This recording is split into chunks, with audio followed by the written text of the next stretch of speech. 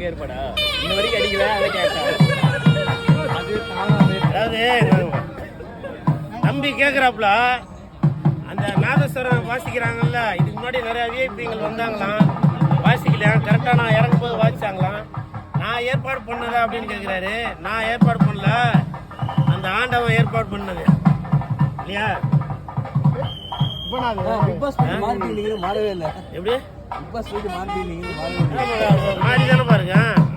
முதல்ல ஒரே ஒரு சொக்கா தான் போடுவேன், 2 சொக்கா போடுறேன், முதல்ல தொப்பி போடுவேன். இப்ப 4 டைலாக் பேசுறேன்னாப்பா அவன் தம்பி நம்ம இதெல்லாம் ரீல்ஸ்ல போடுவாரு, நம்ம கரெக்டா இல்லையா?